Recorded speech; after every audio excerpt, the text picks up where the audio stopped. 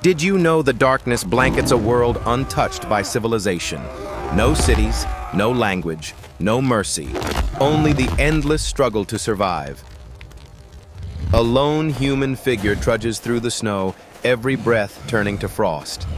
Behind him, the low growl of a saber-toothed cat. He grips a sharpened stone, trembling but ready. One mistake, and he becomes prey.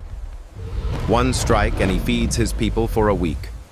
This was life more than 100,000 years ago, a brutal, unrelenting contest between humankind and nature. And yet, from this chaos, something extraordinary emerged. The spark of intelligence, the bond of tribe, the birth of survival itself. This is the story of the first survivors. Chapter 1. A harsh and hungry world. The prehistoric Earth was not a gentle place. It was raw, unforgiving, and alive with danger. Ice covered vast continents, volcanoes reshaped the land, herds of mammoths thundered across frozen plains, while packs of dire wolves prowled in silence. Humans, small, slow, and fragile, seemed hopelessly outmatched. Every day began with the same question: will we live to see tomorrow? The first humans learned quickly that survival was not about strength. It was about adaptation. They read the stars for direction, followed the scent of herds, and listened to the whispers of the wind. Hunger was their teacher, and death their constant companion. The weak vanished. The clever endured. Chapter 2. The Hunt. Life taken, life sustained. To eat was to kill, and the hunt was both sacred and savage. Imagine a circle of hunters, faces painted with ash, gripping crude spears tipped with flint. Their breath clouds the cold air. A human was prey. Before them stands a giant, a mammoth, its tusks glinting in the pale light. The humans advance as one, hearts pounding, every instinct screaming run. But they don't. A single strike could mean food, warmth, and life for the tribe. A single mistake could mean death. When the beast falls, there is no celebration, only gratitude. The tribe gathers, sharing every piece: meat for strength, bones for tools, hide for shelter. In this brutal exchange, humans learned an eternal truth: life must feed on life. Chapter 3. Fire. The first light in the dark. Then came fire, a miracle born from lightning and patience. At first, it terrified them. The roaring flame was wild and unpredictable, but soon they learned to tame it. Fire gave warmth to the frozen. It kept beasts at bay. It cooked meat, extending the power of each hunt. Around the fire, humans gathered, not just for heat, but for something deeper.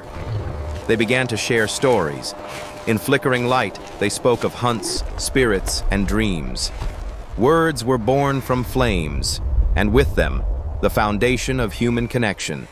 The fire was not just survival, it was the beginning of culture, the first heartbeat of civilization. Chapter 4. Tribes, united by blood and need alone. A human was prey. Together they became something formidable. Tribes formed, small bands bound by trust, family, and necessity. Every member had a role: hunters, gatherers, watchers, tool makers. They learned cooperation through survival. When storms raged, they huddled together. When danger came, they fought side by side. Through shared struggle, emotion evolved: empathy, loyalty, love. The tribe was not merely a group, it was the first society.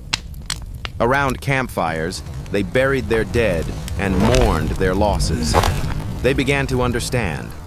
Life was fleeting, and every moment mattered. This unity became humanity's greatest weapon, more powerful than claws, sharper than fangs.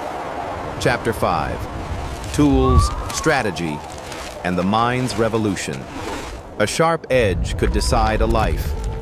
Early humans shaped stones into blades, bones into spears, and wood into bows.